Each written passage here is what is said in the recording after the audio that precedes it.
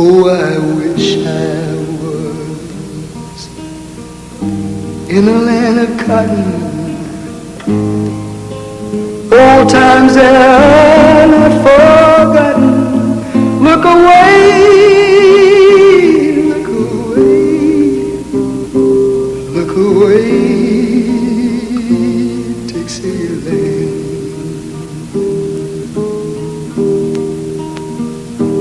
Oh, I wish I was in Dixie, away,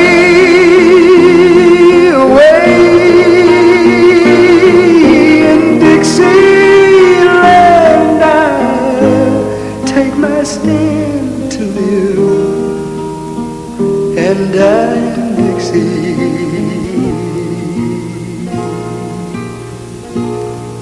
'Cause Dixieland, that's where I was born. Early, Lord, one frosty morning, look away,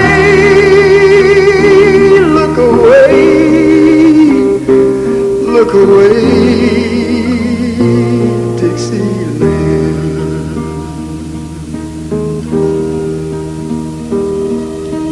Glory, glory, hallelujah.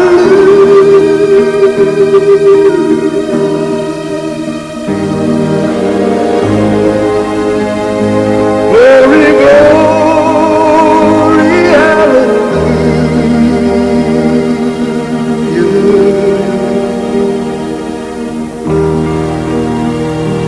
Glory, glory, hallelujah.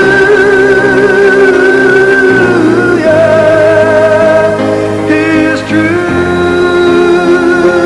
is marching on.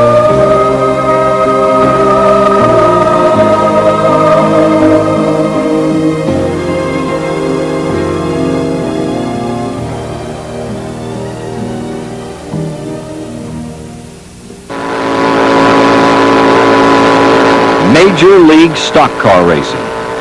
NASCAR's Winston Cup. There's nothing quite like it on the international sports scene. The best way to document the evolution of the most popular form of motorsports is to start from the beginning, with the dream of William Henry Getty France. Big Bill, the founding father of the National Association for Stock Car Auto Racing, NASCAR. The top athletes on today's highly competitive Winston Cup circuit can bank more than $2 million prize money in a single season, something even Big Bill France would have thought impossible 40 years ago, back when he was molding his dream into reality. The love France embraced for automobile racing was ignited in his teens when he was growing up in Washington, D.C. He was keenly interested in the activities at the old Washington-Baltimore Speedway, the legendary 1 1/8 mile board oval in nearby Laurel, Maryland.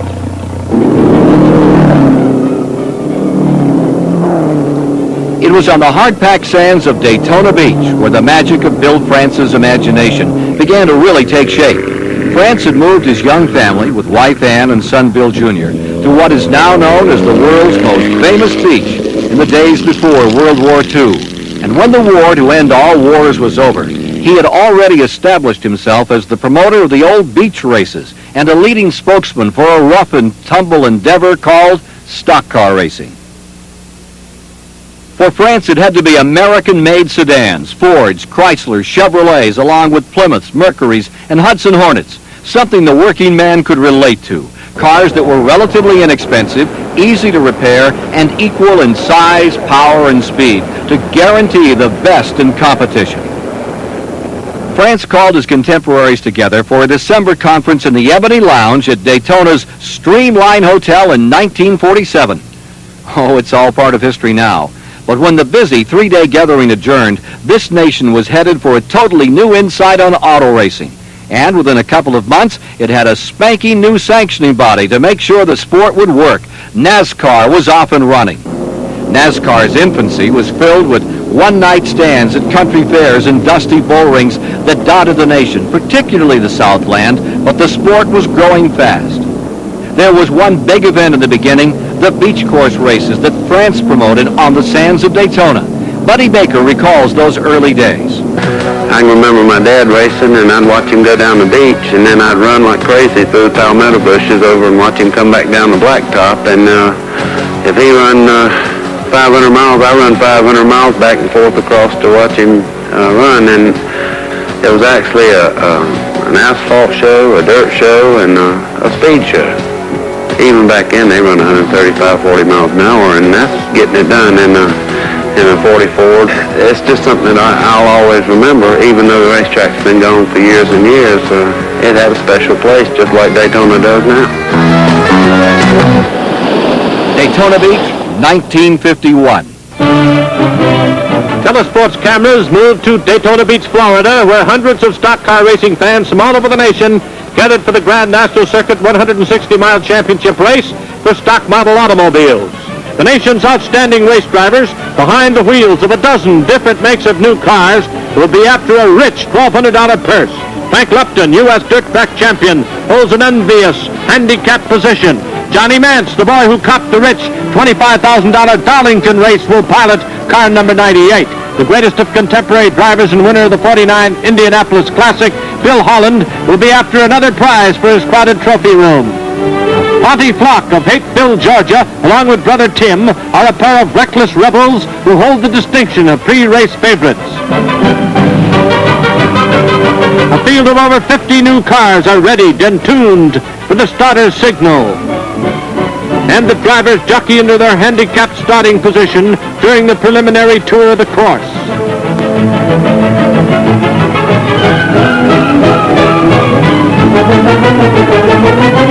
The crowd is tense as the green flag signals the start of the 40-lap grind. Tim Flock, Billy Blair, and Marshall Teague lead the roaring mechanical herd around the first turn and into the backstretch sand dune. Bill Holland, after getting off to a blazing start, is forced to call it a day when a broken camshaft forces his early elimination. At the halfway point, the Flock brothers, Tim and Fonte, hold a commanding lead, but Daytona's own Marshall Teague moves up to challenge the front runners.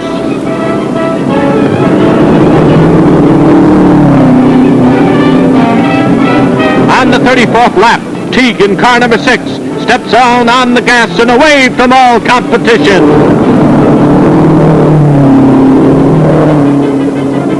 Just as in the previous day's event, the action gets rough and tumble in the final laps, and the dangerous south turn almost claims a trio of victims.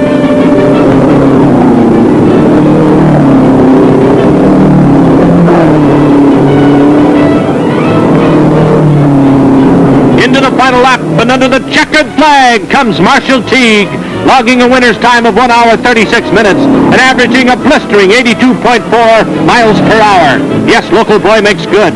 In the 1951 Grand Circuit stock car race, Daytona's Marshall Teague takes home the cash award, and congratulations from the missus. Before 1950, NASCAR was restricted to short tracks, few of which were made of asphalt. The hulking automobiles that were little more than souped-up passenger cars plowed up clouds of dust on many a dirt track in the South. It was always fun, it was always exciting. But in 1950, it evolved dramatically. Harold Brasington, a businessman and dreamer, who'd been to Indianapolis to see the Indy 500, hatched the notion that a big track, an honest-to-goodness super speedway, could be built in his hometown of Darlington, South Carolina. His dream came true, and in 1950, Darlington International Raceway came into existence. The Southern 500 of that year marked the birth of the super speedway for NASCAR. 70 men, 70 ran that first Southern 500, a race won by Johnny Mance in a Plymouth he drove to the track on race morning, beating Fonte Flock, whose racing uniform was a keen set of Bermuda shorts. Less than 10 years later, Bill France accomplished another goal. In 1959, he opened Daytona International Speedway, something entirely new. Racing had never seen the likes of it. A mammoth 2.5-mile-in-distance track, its turns banked 31 degrees, and drivers soon learned that a shoe never had to touch the brake. Daytona offered the sternest test of a man's mettle because he and his car could achieve speeds never reached before. When the Daytona 500 made its debut in 1959, NASCAR and stock car racing were never to be the same. Chevys, Pontiacs, Oldsmobiles, Plymouths and Fords, convertibles and hardtops, racing at a blistering pace. It was the scene of one of the closest finishes in the annals of motorsports as three cars, side by side, charged for the checkered flag. Johnny Beauchamp was declared the winner and received the accolades in victory lane. Only after days of studying film and photographs were the official results announced. Lee Petty had won the first annual Daytona 500. Lee Petty had already earned the reputation of being a winner, a strong competitor at any racetrack and any car where the number 42 was painted on its side. In 1955 in Jacksonville, Florida, he was in a tight duel with the number 3 Hornet driven by Dick Rathman. When the green flag fell for the start, Lee Petty got down to business. Lee was one of the toughest competitors in the game back then. He drove to win, a pioneer when it came to hard charging. He didn't let anything stand in his way, not even his young son Richard, who found that out the hard way. In the late 50s, young Richard finally took the checkered flag, the winner, overjoyed with his first win in NASCAR competition. But there was confusion in the scoring tower. A protest was lodged. The scoring cards rechecked, and the new winner announced. The victory went to the driver who protested the finish, Lee Petty. Gee, thanks, Dad. Welcome to big-time racing, son. Lee Petty won this race and 53 others. But with the highs of winning, there are also the lows. Daytona 1961, midway through the race, turn 4. One of the most devastating crashes ever seen at Daytona as Lee Petty and Johnny Beauchamp leave the track.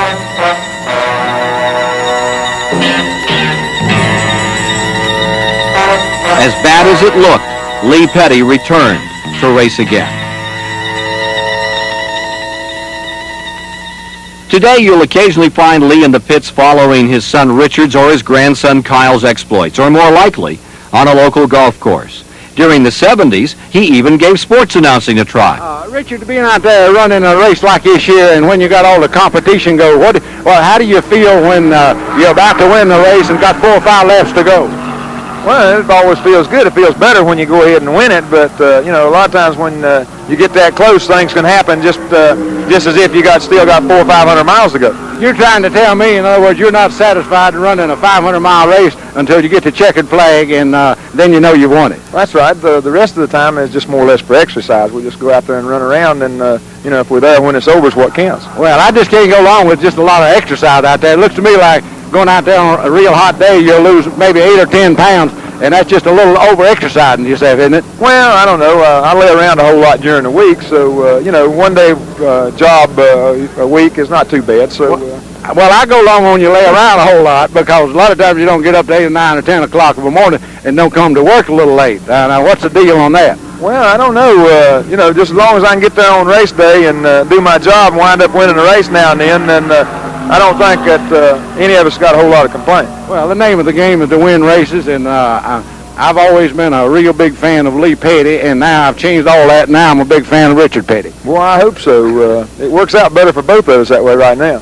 It means more money in the pocketbook, don't it? It really does. When it comes to paying the taxes and everything, it's better if one of us is working. In 1969, Bill France completed what was known as the Ultimate Superspeedway, Alabama International Motor Speedway at Talladega. It had the same general appearance as Daytona, but it was banked a little steeper, it was a little longer, and it was faster. This fast. It's the fastest racetrack we've got. It's the fastest racetrack in the world, and as far as I'm concerned, racing is a game of speed, and I guess that's really the reason I like to run a place like Talladega. The race itself is a spectacle. Just being here and being a part of it is it's a thrill. And to me, it's a great racetrack. It's a good test of machinery and a good test of driving. It's an experience of a lifetime. Bill France explains how Talladega came to be. We received a phone call from Governor Wallace after a group of these wonderful folks here in Talladega County had taken the trouble to go down to explain what they wanted. They wanted a facility similar to Daytona and better if possible, that would bring worldwide recognition to people here in Alabama.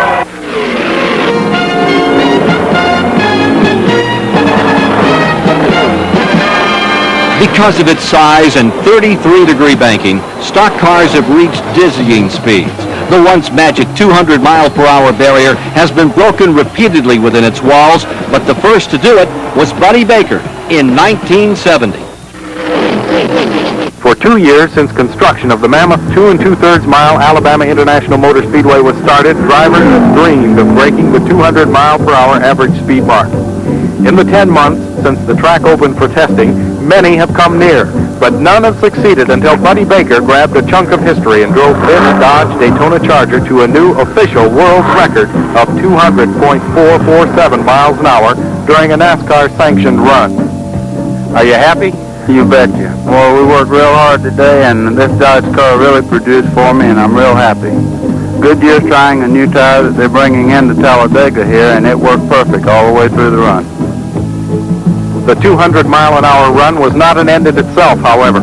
The test in which Baker established the speed record was a final tune-up for the Alabama 500-mile race here April 12th, when 40 stock cars challenge each other on this speedway, the fastest anywhere, for a $134,000 purse. Speed records of every type have been set at Alabama International Speedway. In trucks, Johnny Ray in this 18-wheeler averaged over 92 miles an hour, which made him the truck driver's champ. His accomplishment was broadcast coast to coast on the Truckers Interstate CB network before the engine in that big Kenworth had time to cool off. A.J. Foyt gave everyone a target to shoot for when he brought his Indy car to these 5-story high bank turns and ran it over 217 miles an hour. The late Mark Donahue left his mark on the record books in 1975 when he established a closed course record of over 221 miles an hour, eclipsing Foyt's mark.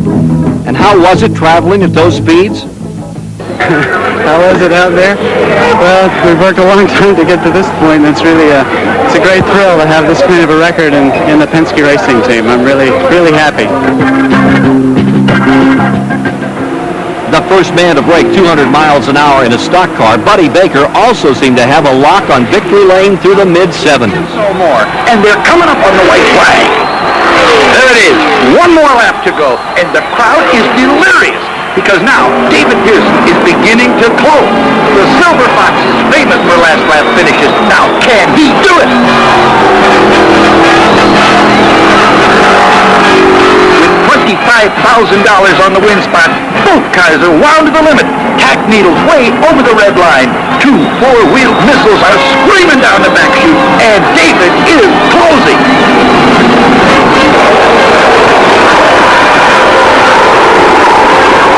Now into turn 4, there have been 52 lead changes thus far. David Pearson is trying desperately to make it 53.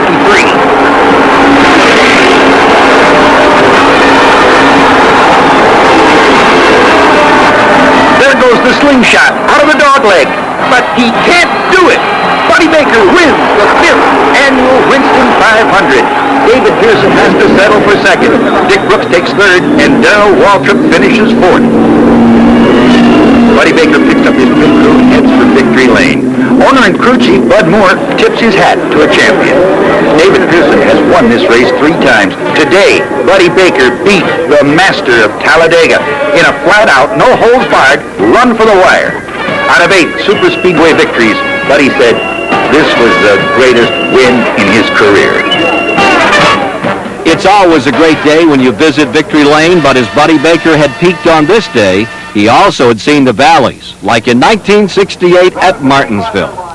The field was made up of the best in NASCAR: Pearson, Petty, Bobby Isaac, Cale Yarborough, Pete Hamilton, Leroy Yarborough, and Darrell Derringer. Driving the White Dodge number 3, Buddy started on the outside of the front row alongside the Wood Brothers number 21 Mercury, driven by Cale Yarborough. As they entered the first turn, there was mayhem as the two front-running machines came together.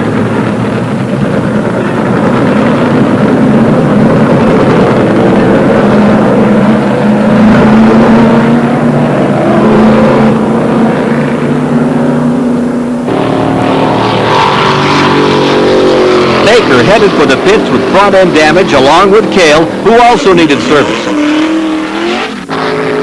Suddenly, Baker was scrambling for the safety of the pit wall.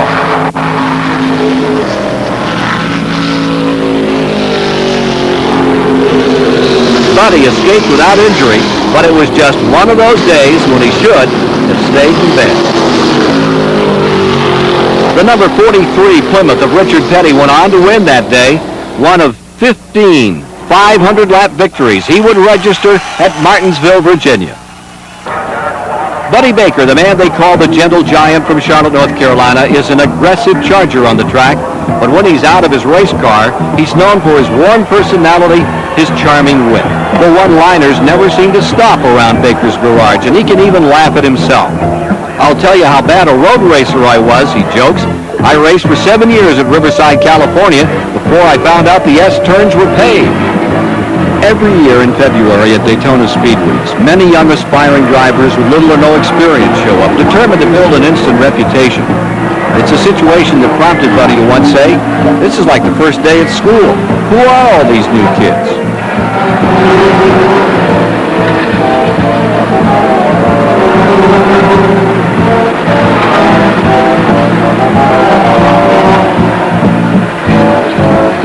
Baker remembers when he was a kid. He was 13 when his father won the 1953 Southern 500 at Darlington. Buddy remembered long after the victory celebration was over, I walked across the track, sat down under the flagstone. I knew right then that my dream would come true and I would win this race. 17 years later, Buddy won the 1970 Southern 500. Buddy Baker came from a racing background. His dad, Buck, came up by doing battle in the 50s with the likes of Lee Petty and Curtis Turner. One of those tracks was on the outskirts of Philadelphia, Pennsylvania, the famed mile at Langhorne. Did you ever wonder how your car would do in racing competition in the hands of a good race driver? Come with us and find out as we take you to the Langhorne Speedway, the world's fastest circular mile track, to watch a National Grand Circuit Championship for late model stock cars. At the Langhorne Speedway, the country's top drivers prepare to take off on a 150-mile chase for fame and fortune. Mechanics make the final adjustments on their cars for the grueling grind ahead. Because of rain, no time trials were held, so drivers draw for starting position. With everything in readiness, the pace car leads the contestants around the 1-mile circular track. As the cars hit the head of the straightaway, the crowd comes to its feet for the start of the race. Away they roar, 39 cars in all, flashing past the starter's flag on the first leg of this 150-lap battle.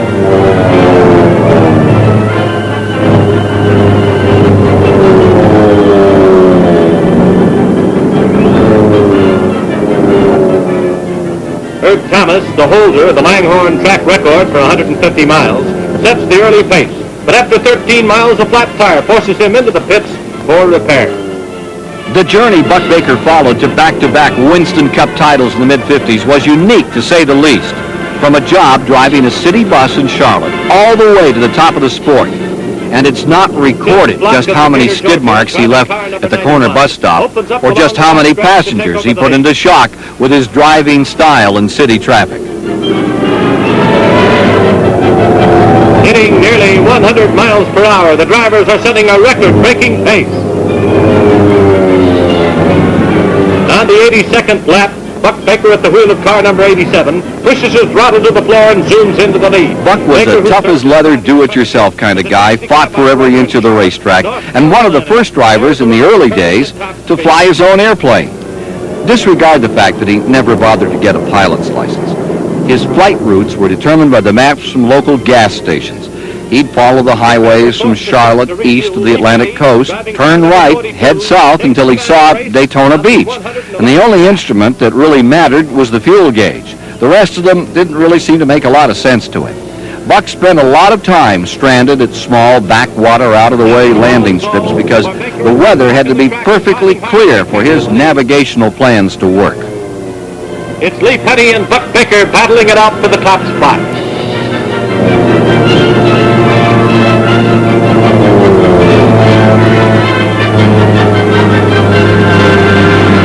With just 13 laps to go, Buck Baker pours on the coal and goes into the lead with Lee Petty coming fast. Today, Buck Baker owns and operates a very successful high-performance driving school at Rockingham's North Carolina Motor Speedway. At the finish, it's Buck Baker blazing by the checkered flag, the winner. Lee Petty a second with Monty Block third. Baker traveled a 150-mile course in 2 hours, 3 minutes, 43 and 3/10 seconds to establish a new Langhorne Speedway record. Baker's victory earned top prize money, the Langhorne Trophy, and a big kiss from his proud and pretty wife. Another man who had a driver's school back in the 60s was the legendary Curtis Turner.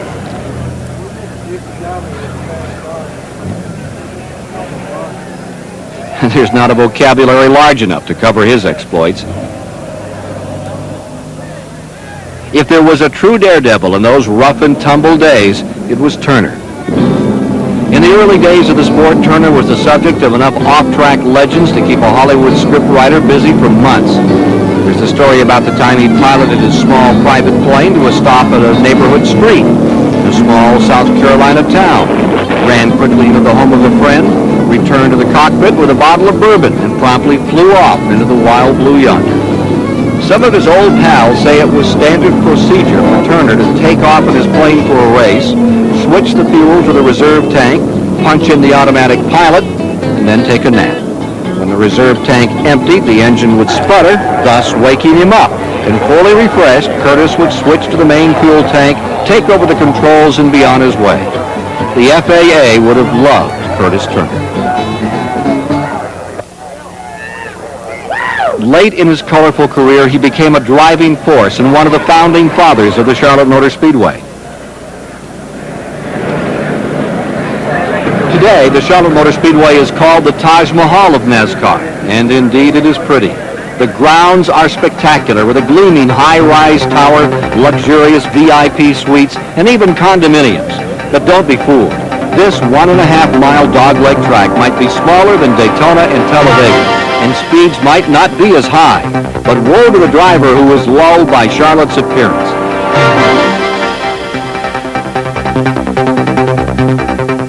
It demands the highest driver concentration and car performance to get a win here.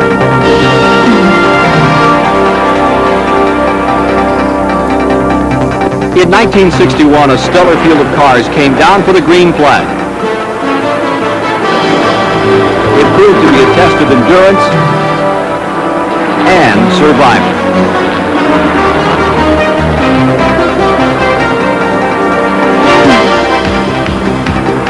With a lap and a half to go, David Pearson was leading by 3 laps over Fireball Roberts when he blew a tire.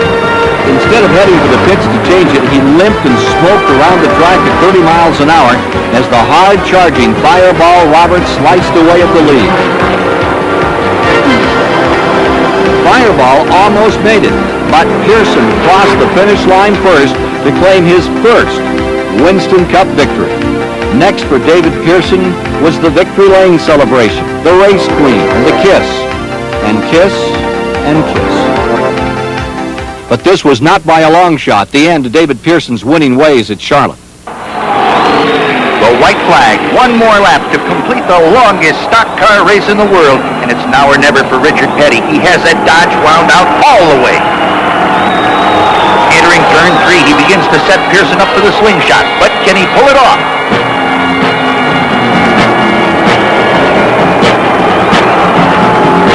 Onto the tri-oval, both cars are flat out. Petty can't make it, and David Pearson flies under the checkered flag, winner of the 15th World 600. David Pearson's personal mode of transportation has changed dramatically from the time he was driving star for such famous teams as Ray Fox, Cotton Owens, Holman Moody, the Wood Brothers. He started with a single-engine plane and graduated to this Aero Commander. Today, he flies his own helicopter to the NASCAR races. In the 60s, David Pearson had a lousy reputation as a road racer. Being a factory-backed driver, factory officials knew it, so they shipped him a brand new street car with a standard 4-speed transmission to use in the off-season. The ploy worked. Pearson opened the following year by winning the road race at Riverside, California. Pearson was always one of the coolest and smoothest drivers in the game that saw him notch 105 Winston Cup victories, second only to Richard Petty, and 113 pole positions, including 10 in a row at Charlotte Motor Speedway in the 70s. When a team of doctors decided to monitor a few of the top drivers in the scorching hot Southern 500 at Darlington one Labor Day, they were astounded to discover that Pearson's pulse rate actually decreased in the heat of competition. You've got to relax when you're out there trying to win. That was his simple explanation. And win he did. 3 Winston Cup championships. But in any driver's career, there is always that time when he let one slip away. In 1975, Pearson was leading the Daytona 500 comfortably. With only 3 laps to go, he got into trouble, spun down the back chute. This enabled Benny Parsons to go on to record his only win in the Daytona 500. Is David Pearson a better driver in his own line than he was back in the factory days, maybe 10 years ago? Well, I wouldn't say that I'm any better. I feel like I do a little bit more figuring and smarter, other words, as far as running the race. I feel like I try to figure out what's happening and what other people's doing more than I did then. Back then, all I knew was just run wide open, that's racing, and try to lead every lap and hope that you'd be leading at the end. But it didn't take me too many years to find out that that's not the way to win a race. The 1976 Daytona 500 produced one of the most incredible finishes in racing history. Pearson, the Silver Fox, and the King Richard Petty, the top 2 all-time winners in a classic showdown. The final lap of this $343,000 event. Petty has the Dodge in front, but now the persistent Pearson begins to reel Petty in.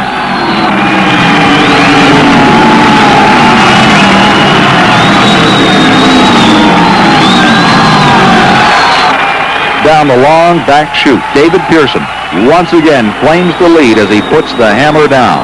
Both cars wound over their limits, tack needles in the red, 2 flying hand grenades, and a frantic run for a checkered flag. At turn 4, the volcano erupts.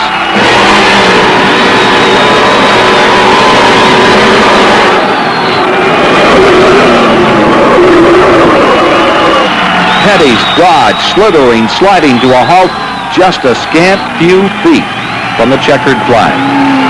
He's unable to restart the engine. Pearson's car still running as he brings the crippled Mercury through the dust and across the finish line for the most spectacular win in stock car history. The Silver Fox won, but the victory seemed to take its toll. Soon after, there was talk of David Pearson and retirement. Is it still fun? Yeah, anytime you win, it's fun. And of course, I'd have to say that it's not as much fun to me as it was 10 years ago, because 10 years ago I'd have jumped in the car and went for nothing. Just get to say I drove Wood Brothers Mercury. But I enjoy racing, and I think when I get to where I don't enjoy it, I'll quit. The marriage came to an end in 1979 at Darlington when a miscommunication between Pearson and the crew spelled disaster. Pearson left the pits after the crew changed the 2 right side tires, not realizing it was a 4-tire change. He never made it to the end of pit row. Pit stops are a vital part of racing. It's where the teamwork comes into play. To the uninitiated, it may look like controlled chaos.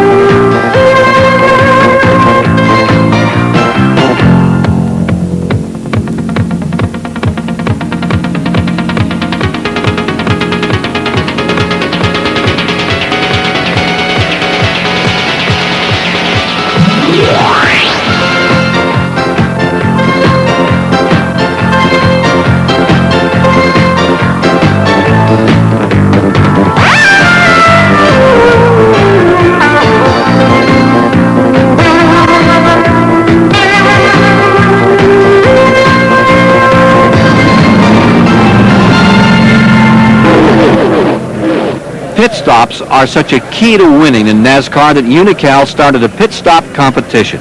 Beginning in 1967 at North Carolina Motor Speedway, the greatest crews are gathered once a year to do battle and try to lay claim to the title of the fastest crew in NASCAR. Unocal involvement in NASCAR began under the banner of Pure Oil in 1951 when Marshall T., a Pure Oil distributor, put the name of the company on the side of his race car. The results were rewarding. The corporate leaders took notice, began to supply gasoline and oil along the circuit.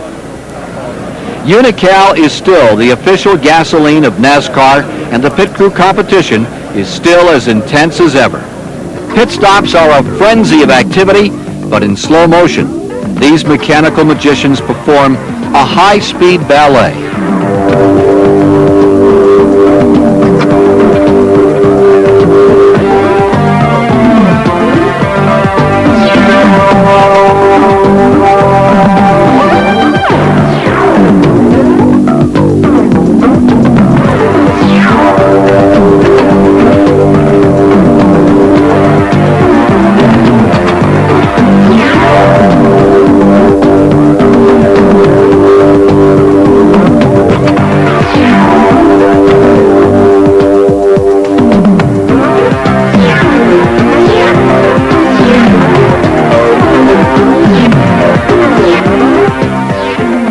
But then there are those days when things don't go quite as planned.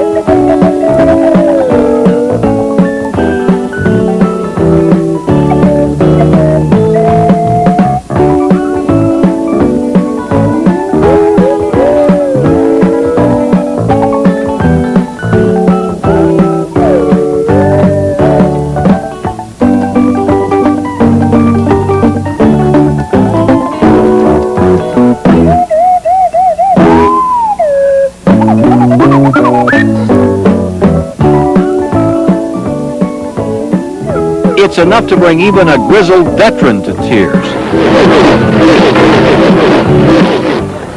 It was only logical that as stock car racing grew, it would draw attention. Perhaps no attention was more favorable than that given it by the automotive leaders in Detroit. They soon got wind of what was going on. It fascinated them to learn that when a particular car model won a race on Sunday, its sales curve went up on Monday. The lure was too much, and by the mid-50s and through the 60s, the auto manufacturers took to stock car racing with gusto. They formed teams, hired drivers, set up shops in the South. Their technical and financial assistance was a boon to NASCAR because stock car racing was receiving the best Detroit had to offer. It was Ford against General Motors, against Chrysler. When one was more victorious than the other responded with a new car, a new engine, or some mechanical gimmick. Anything to make the cars go faster, endure longer, sell better. And stock car racing's technical sophistication grew in quantum leaps. Well, I think what happened, we went along there for years and years, and everybody sort of did everything in their backyard. And then in the middle 50s, the factories got into it. General Motors and Ford and Chrysler got into it, and then they sort of upped the technology for 2 or 3 years, and then they pulled out, but they left that technology with all the boys that worked on the cars, and they saw better ways then, and they started experimenting with things, and then the factories got back into it, I think in the mid-60s, and got everything going, and then they got out of it in 69 or 70, and then that's when the sponsorship really started to come in with STP and Winston and all the other people really started pouring money into the racing then, and they sort of took advantage of the technology that the factories had left, and then when they put no more money in it, then we were able to hire smarter people and had more time to work on the car and more people working on the car. So really, I guess the beginning of the technology and the sponsorship deal now started 70, 71, somewhere along there.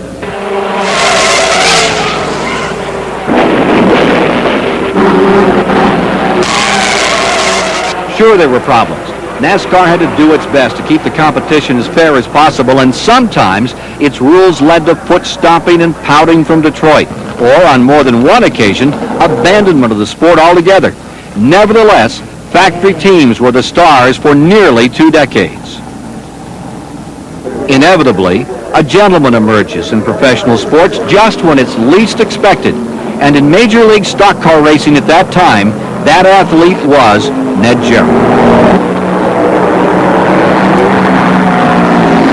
The Hanson, North Carolina competitor grabbed back-to-back late model sportsman national driving championships in 1957 and 58. And 2 years later, he'd moved up to capture the first of 2 coveted Winston Cup titles. Jarrett, another of the popular stars on the rapidly growing NASCAR scene in the early 60s, is now enshrined in the National Motorsports Press Association's Hall of Fame at Darlington, South Carolina. But he's never left the sport. Glenn and Dale Jarrett, Ned's strapping sons, have both worked hard to build a driving career. Young Dale, runner-up in the 1988 Rookie of the Year competition. Ned is now an award-winning motorsports commentator, best known as part of the CBS Emmy award-winning team. Well, that's it from the garage area. Now back to the Motor Racing Network in the tower.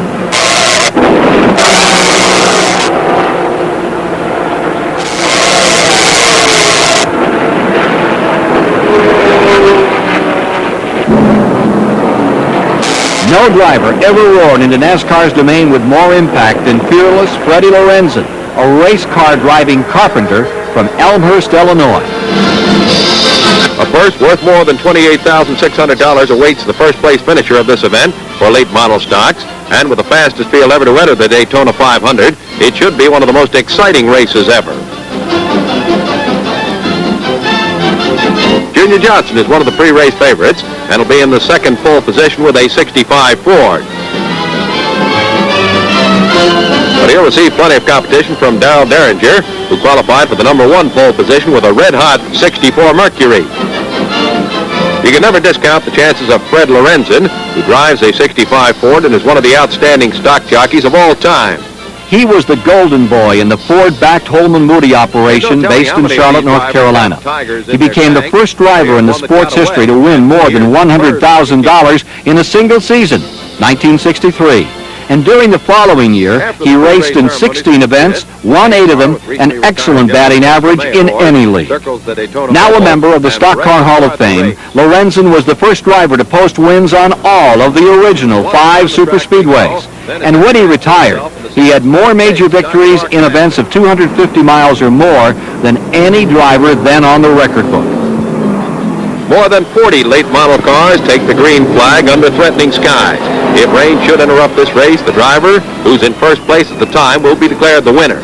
There's no tomorrow, so much of the pre-race strategy calls for going to the front, then trying to stay there. Here's Page coming into the pits. Lorenzen moves into the front running position, while the pit crew of Marvin Page works feverishly on his car.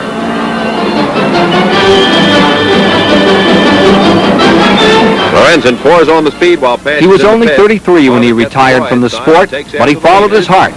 When he and his wife Nancy were married and settled down in Elmhurst to raise a family, that famous pearl white racing helmet went to a permanent resting place in the attic. Today, Lorenzen is one of the leading real estate brokers in the Chicago area, and his business card identifies him as a lifetime member of the $7 Million Club. Fred Lorenzen of Elmhurst, Illinois, is declared the winner. The abbreviated race is worth $28,600 to the Husky Blonde, who holds the record for money won by a stock car driver in a single year. Another highly successful stock car driver emerged from the pine thickets and palmetto scrubs near Jacksonville, Florida in the early 60s in another factory-backed Ford. And by the time the decade was over, he'd left his mark on the stock car racing record books like none other. In 1969, for example, among his 7 super speedway victories were wins in the Daytona 500, the World 600 at Charlotte, and the fabled Southern 500 at Darlington, then stock car racing's version of the Triple Crown. Drivers today don't call it the Triple Crown, it's called the Winston Million.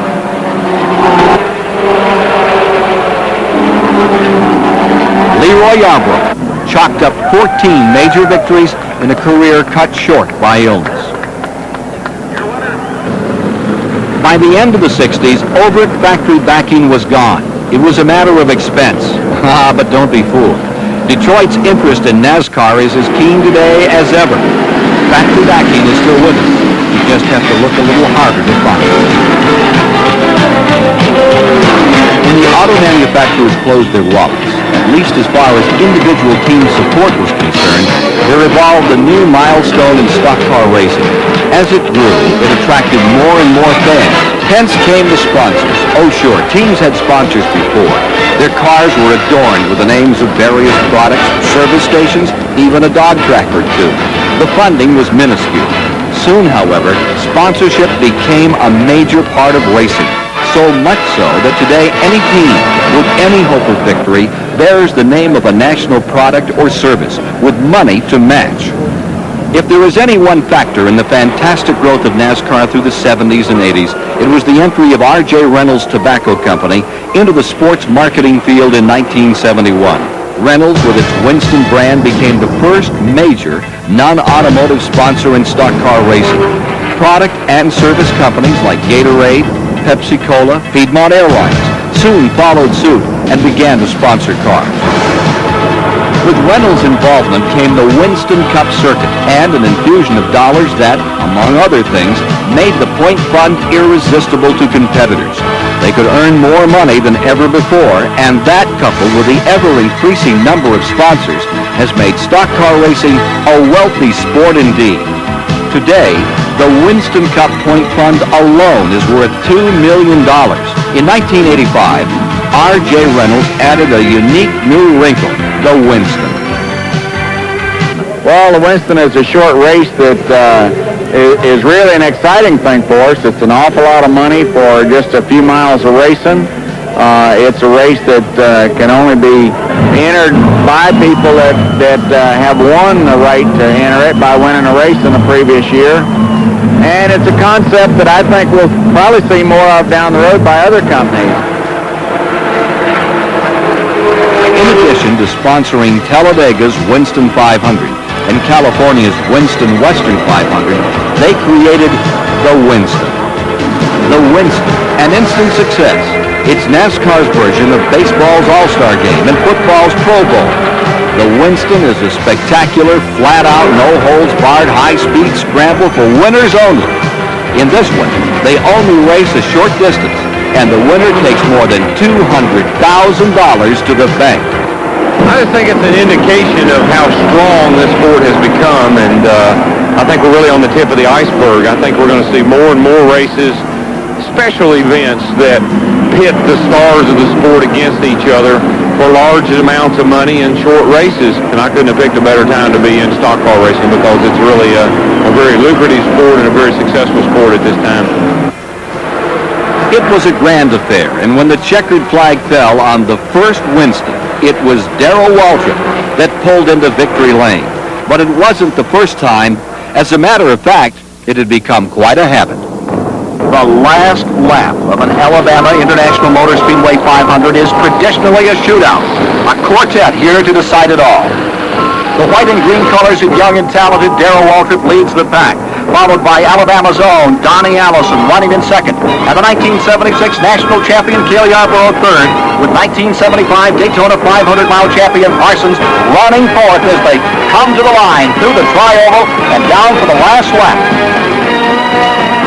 as they move across the line. It is Darrell Waltrip in the lead. Allison ready to challenge in second. Then, in turn one, Waltrip is going to break the draft. He's dropping his Chevrolet all the way to the bottom of the speedway. He falls ahead by 8, 9 car lengths. Out of turn number 2, the lead disintegrates as Allison pulls Yarborough along in the draft. Donnie Allison goes high to pass Waltrip. Loses. Yarborough comes up the inside, goes by Allison. Now he moves to the outside of the track on the outer edge of control. Tires smoldering. Yarborough goes for the lead. Waltrip fights him off. Parsons drops to the inside from fourth. He slams in the side of Cale Yarborough. Out of turn number 4. Again, Yarborough and Parsons put the wrap on each other for second place. Darrell Waltrip pulls away. 3 cars side by side for second. At the line as they go to the tri-oval, it will be Darrell Waltrip winning his greatest race and nearly a dead heat for second between Benny Parsons and Cale Yarborough. We're into the last lap with 3 leaders still jammed together. Darrell Waltrip goes high in turn 1. Richard Petty looks for daylight underneath. He's alongside. It's a drag race to the finish line. Allison in third, blocked. He has nowhere to go. Down the backstretch, the final 2 turns. Petty can't hold the STP car low. Here comes Waltrip underneath. Waltrip has the lead. After 367 laps, this has come down to a 100-yard dash. Who's it going to be? Allison tries the inside. Darrell Waltrip wins the Rebel 500. I'd like to come across the line one time by myself. I don't know what it's like. Often humorous, sometimes a bit outspoken, but rarely silent, Darrell Waltrip dominated the scene in the early 80s, both on and off the track. And his articulate wit and quick sense of humor prompted his fellow competitors to nickname him Jaws. Who do you think you are? I'm not sure. Just because you won a few races on a sportsman circuit, that don't give you the right to come down here and run all over this man's racetrack and wreck these cars. You got any comment? Ain't you got anything to say? You don't have to get bossy. Yankees are all alike. You don't have to get bossy. Never know what to say. Back to the tower.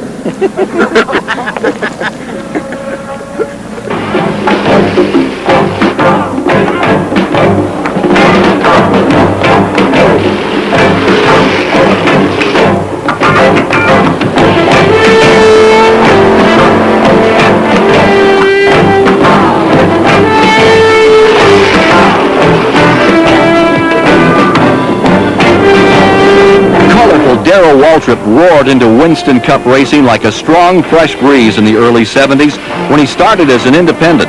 When he joined Junior Johnson in 1981 and won the first of 3 national titles for that legendary team owner, he was squarely at the top of his game.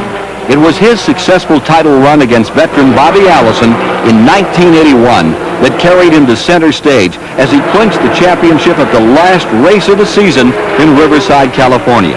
In 1987, it is Waltrip's name ahead of every other race driver in history in the Money 1 column. Waltrip gave a lot of credit to the monarch of pit road, Junior Johnson. He's so cool. He's so darn cool. He sits there in the pit with his foot up on the pit wall with that headset on, and if the car is 2 laps ahead or if it's 2 laps behind, the expression's the same. He never changes. He is the steadying force in that entire racing team. It is one of the best, well, it is the best car in NASCAR, and Junior is the smartest man in NASCAR, and I think he proves it week in and week out. When you got good men working for you, you don't have to be much of a boss. Junior is a lot like E.F. Hutton. When he speaks, I'll listen, and I think a lot of other people do too. No former driver has ever better prepared to start his own racing operation than the fabled mountain man from rural Wilkes County in the Blue Ridge foothills of North Carolina. When the checkered flag fell on the 2nd annual Daytona 500 back in 1960, it was Junior Johnson in Victory Lane. And before he retired his helmet to start his own team in 1966, he had 50 Winston Cup wins in the book. As a car owner, he's established records that are the envy of everyone on pit road. Junior Johnson is indeed one of America's genuine heroes. Daytona, Talladega, Charlotte, the super speedways of NASCAR.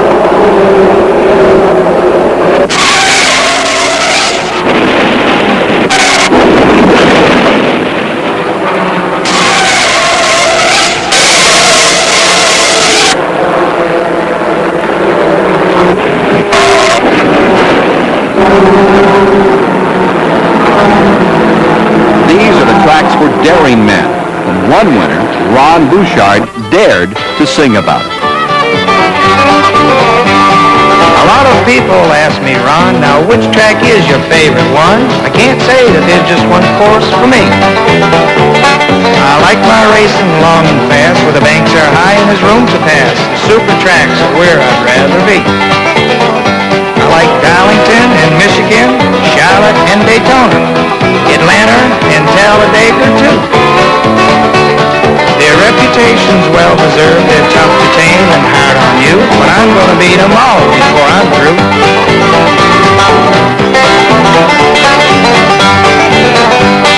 Now I enjoy those super tracks that burn that rubber on each lap, run the straightaways at 200.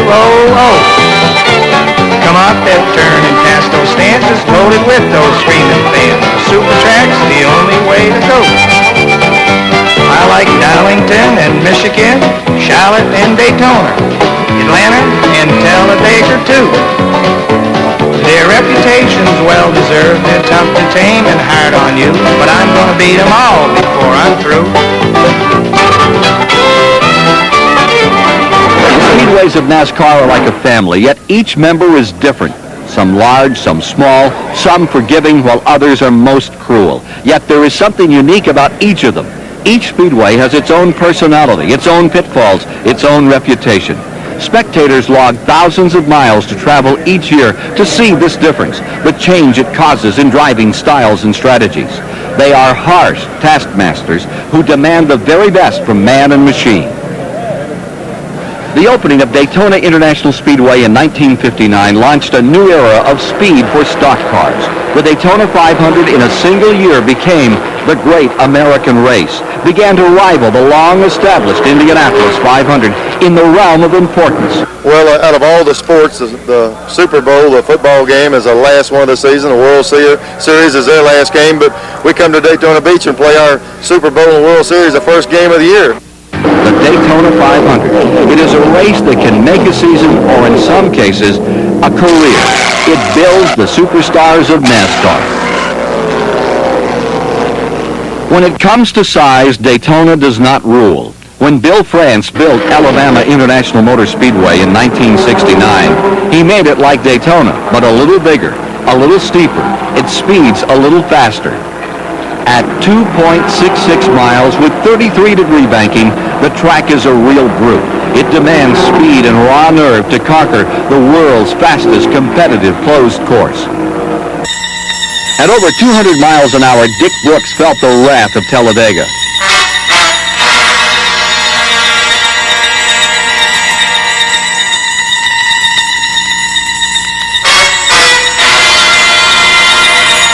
As the car was towed away, everything destroyed. Only the roll cage enabled Dick Brooks to go out and play 18 holes of golf the next day. But an accident like that can age a person. I still enjoy it. It's the enjoyment overcomes the fact of getting a little bit older and the track's getting a little bit rougher, I think. Which is it? The tracks get rougher or you get older? Well, there's must have something to do with the age, maybe, because it's showing up other places other than on a racetrack. This track has always been known for fantastic finishes. Baker in front, in second, that white car, that is Cale Yarborough, and he drops to the inside. Headed to the tri-oval, side by side. A.J. Boyd comes high. It is Cale Yarborough breaking in front. Yarborough pulling away by 8 car lengths. Cale Yarborough will win the Alabama 500. Buddy Baker in second. A.J. Boyd finishing in third, and in fourth. Isaac Pearson and Baker scream down the back chute, heading for the white flag lap.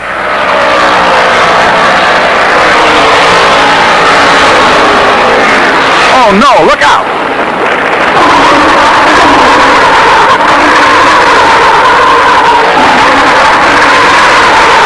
Crawford lost it in the fourth turn, hit the wall, and when he ricocheted across the track, he tangled with the leader, Bobby Isaac.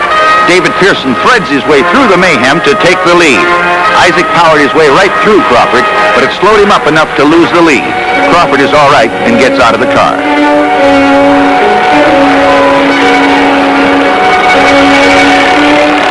And here comes David Pearson down off the high bank fourth turn onto the tri-oval for the checkered flag. The granddaddy of the superspeedways is Darlington International Raceway, just over 1.33 miles in distance. This one has never been noted for speed. No sets of turns are alike on this egg-shaped oval. Darlington is the meanest of the superspeedways, and it's always been too tough to tame.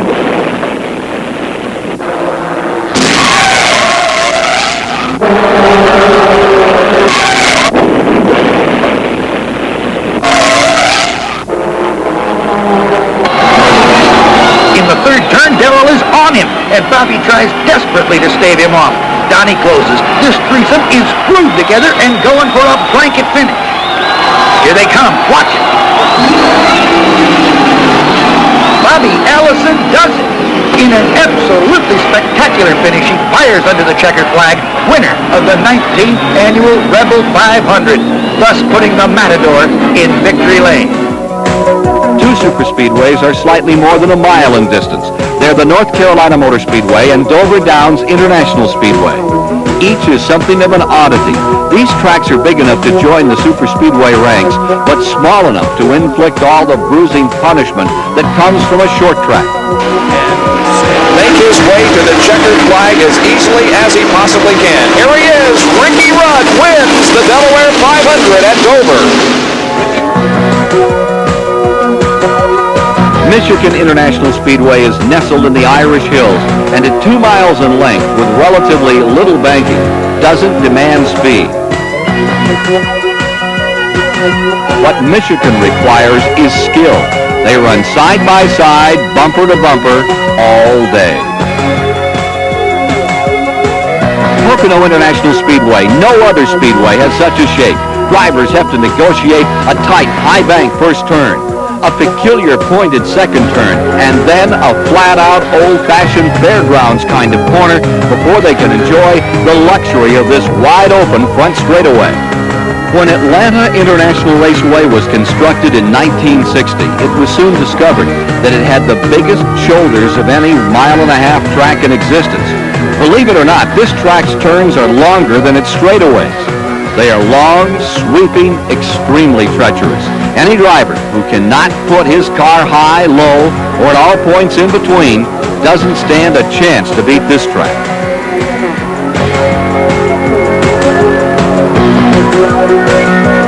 Charlotte Motor Speedway, 1.5 mile dogleg, hosting the longest race on the circuit, 600 miles. It's also been the scene of some bizarre record attempts. Jimmy the Flying Greek Kofas set a record with this leap, one that very few people really want to challenge.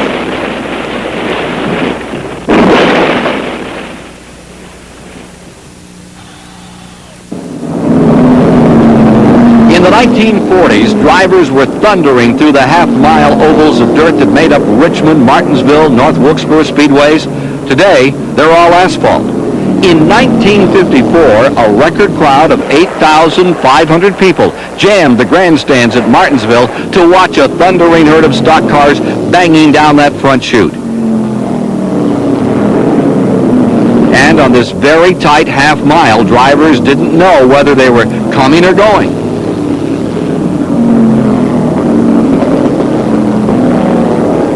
Drivers Jim Pascal finally survived this brutal test to take the checkered flag ahead of Lee Petty in a Chrysler and Curtis Turner in a 53 Olds 88.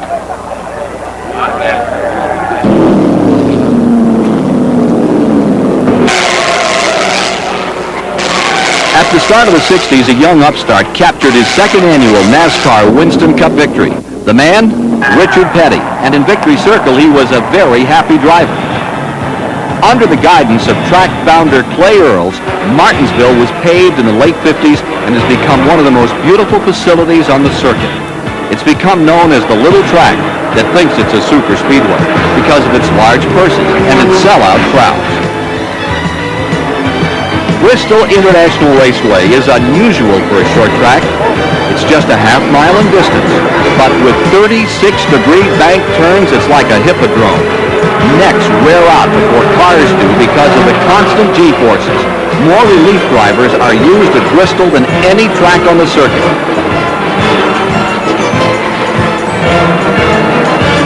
Cale Yarborough has captured 9 victories on this tough half mile. And in March of 1973, he not only won, but led all 500 laps. Another milestone in NASCAR's history occurred in 1958 when Riverside International Raceway, a serpentine uphill-downhill road course, was awarded a Winston Cup race. The California facility was ranked among the top courses in the world for sports car competition. But the big stock cars? In the 60s, the great road racer Dan Gurney was the driver to beat. But it wasn't long before the world knew the NASCAR drivers could handle a road course as good or better than the sports car set. In the true tradition of California and Hollywood, in-car cameras were a far cry from the technology they've advanced to today. Here, Dan Gurney is charging up through the pack, caressing his way through the S's. Whoops! Cut! In 1986, the famed Watkins Glen road course returned. The Bud at the Glen each year draws record crowds, and road racers the world over stand in awe of the stars of NASCAR as they manhandle this most prestigious road circuit. That's the Speedway family, a group of tracks that make up the richest racing series in America, the Winston Cup. It takes a special breed of athlete to compete week after week on so many diverse competitive fields and emerge a winner. Back in the early 60s, there was another road course that those drivers tackled, Bridgehampton. The fastest qualifier, Dick Petty, driving a 63 Ford. Right alongside comes Fred Lorenzen in a 63 Plymouth. Pat, pressing for his 10th stock victory of the year, leads the field in a lurch as he zooms car number 43 into a lengthy early lead. Further back, Papa Lee Petty gives chase in his Plymouth. North Carolina's Ned Jarrett is putting other pilots to shame as he bombs away in a 63 Ford Supercharger. But his belated bid to catch the leader will prove unsuccessful. Running second to Petty in car number 28, a Ford, is Fred Lorenzen. The crowd strains to catch a glimpse of Dick Petty as he steers the lead car across the finish a full 25 seconds ahead of runner-up Fred Lorenzen. Petty averages 86.4 miles an hour in winning the Century for his 10th stock victory of the year. A bus from Race Queen, Tori Finneran, and some handsome hardware is icing on the cake for Dick Petty, jackpot winner of the Bridgehampton Grand National.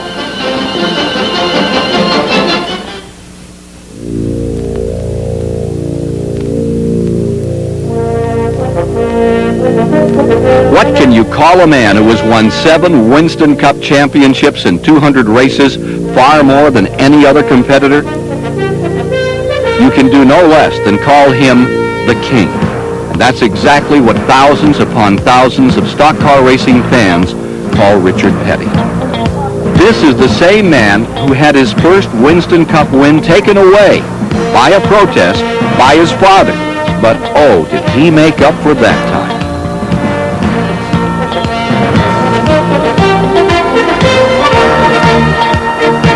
Richard Petty has also paid the price for the thousands of miles over which he's competed. Bristol International Raceway.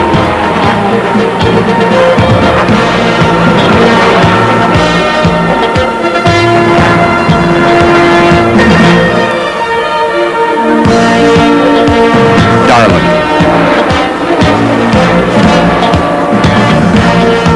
The famous 76 finish at Daytona.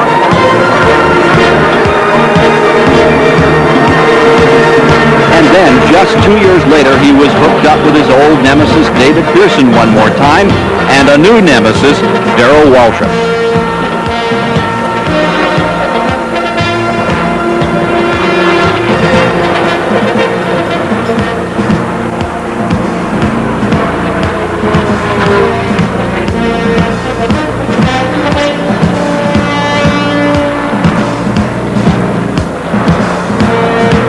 Through all the adversity and the triumphs, Richard Petty has never forgotten the backbone of NASCAR racing. The fans, the folks who clamor for his autograph, the spectators who fill the grandstands race after race to support him. If you really get right down to it, they're the ones that pay the bill. Even though, say, a lot of people that's wandering around got in with a free ticket or something, they still buy my STP product or my Winston cigarettes, or they buy Union Oil or Goodyear tires, or whatever it is, and they still are the backbone of Grand National Racing, because if people don't buy our sponsorships things, then we don't run. So we have to sort of please the spectators as they go along, and also they're the ones that's paying the purse also. The tracks don't pay the purse. The people that buy the tickets are the ones that really are paying our way. So they're the ones we got to look at.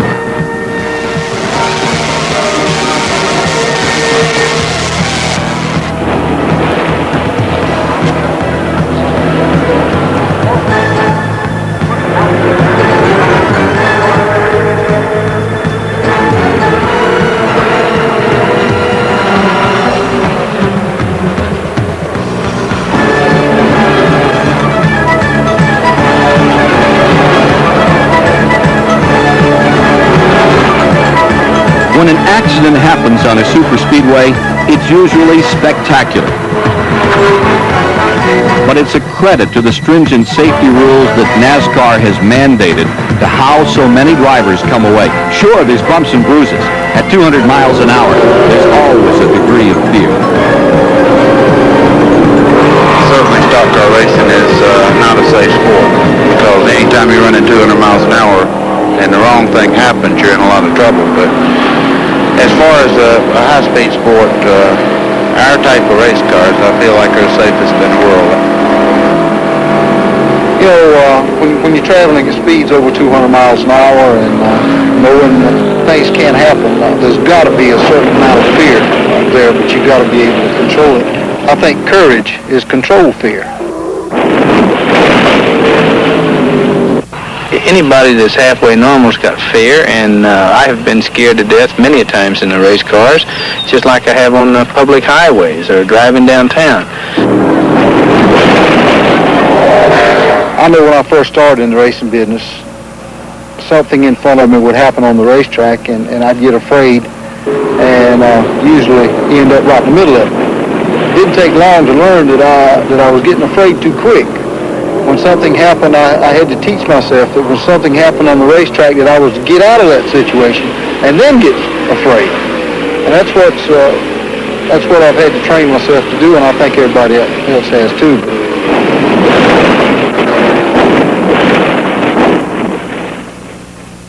Billinger and I started out in a 10 by 50 house trailer, and with absolutely zero. It makes you feel good to, when we leave and come back and drive up this lane and see this house that we've built. We did it together, and all this farmland and everything else that we have here, and that's all trophies too, because every bit of it came from the hard work and came from the racing business, and working hard to be able to afford something like this, and makes me awful proud of it. It's as I say, my biggest trophy, I guess.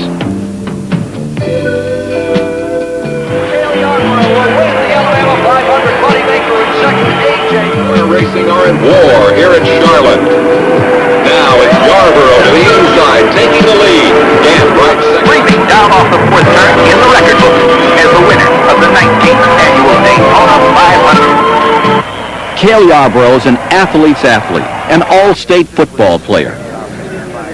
He decided racing was what he wanted to do, along with several other things.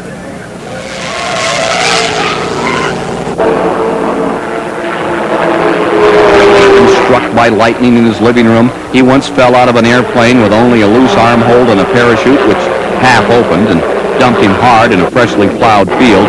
He walked away.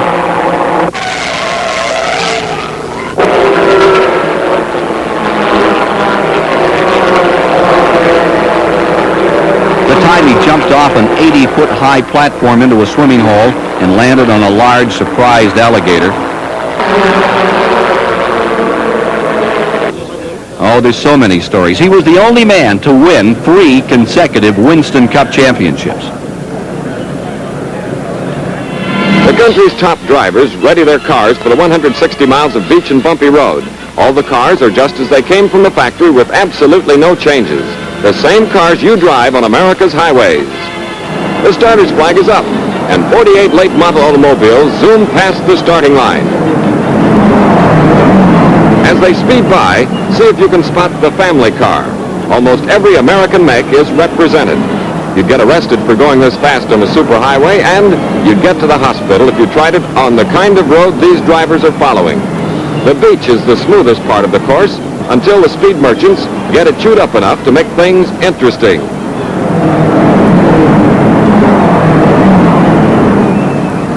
From sand to macadam. And if you don't think that isn't hard on the car, try it sometime. But make sure your trunk is fastened before you do it.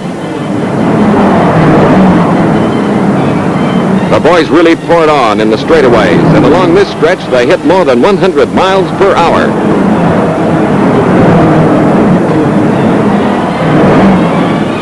At the halfway mark, Fireball Roberts, driving a Buick Century, has taken the lead, but Tim Flock's Chrysler 300 is right behind.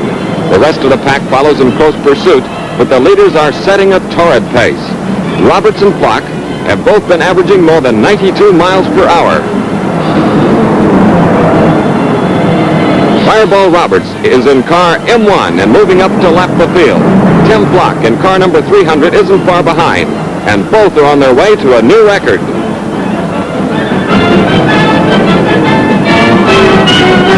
Roberts qualified with a speed of more than 121 miles per hour.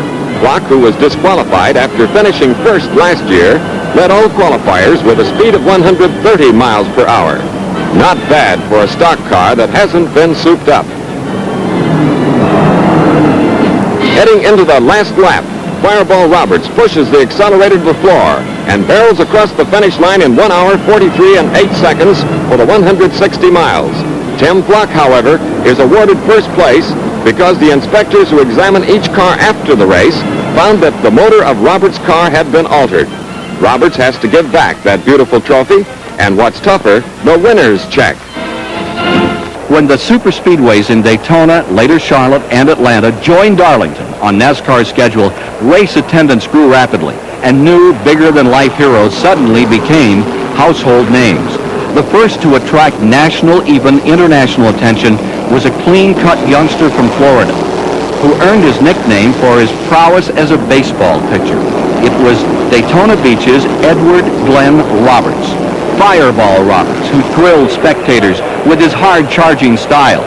Once they made him start a half a lap behind the field in the parking lot, and he won.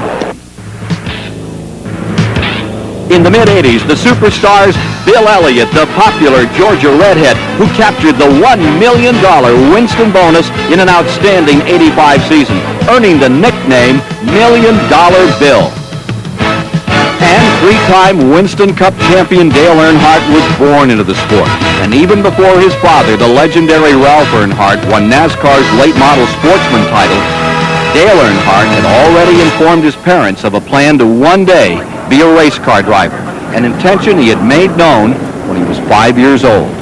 Racing to me is enjoyable. The only time I'm happy is when I'm in a race car racing. The part that gets tedious and tough is the traveling back and forth and the places we have to go. Sometimes we're in Charlotte, North Carolina, and the next week we'll be in Riverside, California. So we switch back and forth to a lot of places, and that's the toughest part of my job, really, is the traveling. The time I'm having a good time and enjoying myself when I'm on that racetrack racing.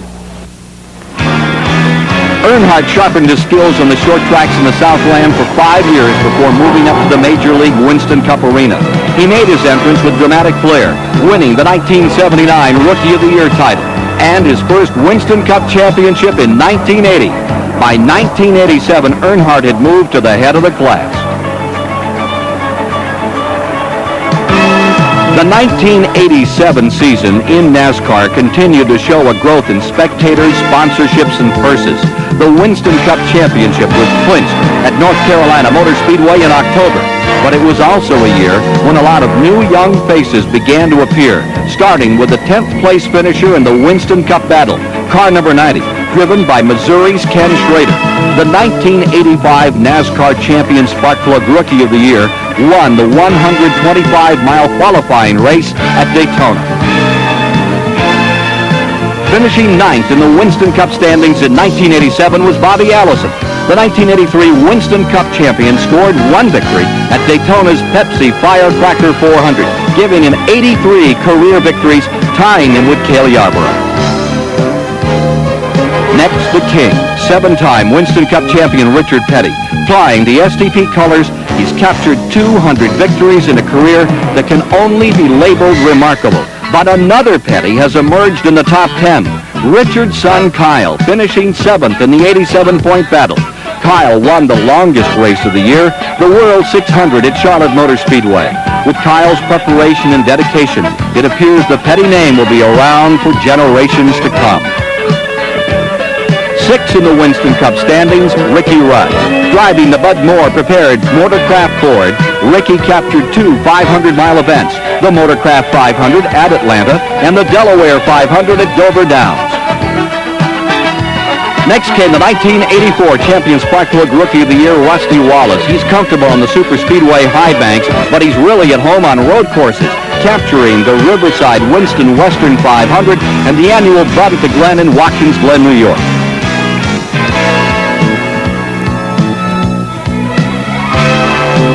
Three-time Winston Cup champion Darrell Waltrip finished fourth. The all-time leading money winner in NASCAR won the Goodies 500 at Martinsville, driving the Tide-sponsored Rick Hendrick machine. Third in the Winston Cup standings was the Iceman, Terry Labonte. Driving the Junior Johnson-prepared Budweiser Chevrolet, he won the Holly Farms 400 at North Wilkesboro Speedway. The 1984 Winston Cup champion is from Corpus Christi, Texas. The Winston Cup champion boiled down to two drivers as the 1987 season wound down. Bill Elliott fell short in his efforts to shoot down the Top Gun. He won 6 Winston Cup events in '87, including the prestigious Daytona 500. Dale Earnhardt earned the title Top Gun by winning 11 events in the Richard Childress-owned Chevrolet to claim the Winston Cup championship title for the third time. In 1987, he was also voted the American Driver of the Year. Throughout the course of the season, it was obvious. Earnhardt was number one. He is the Winston Cup's Top Gun. He's been going to the races ever since he was a kid. Now he's leaving the field just like his daddy did. From Daytona to Atlanta, anywhere they race, Earnhardt is setting the pace. So run to the front, don't look back. That Wrangler Chevrolet is charging through the pack. When that green flag falls, they'll be chasing you, Top Gun. So run to the front, they'll run. Run to the front, they'll run. The checkered flag is falling. Here comes old number 3, carrying Dale to another victory. The fans are all standing, yelling, "You're number 1! Earnhardt, you're the champion. 'Cause you run to the front, you don't look back. That Wrangler Chevrolet is burning up the track. They can't catch the man they call Top Gun. Earnhardt, you're number 1, the Winston Cup champion. Yeah, the Winston Cup champion."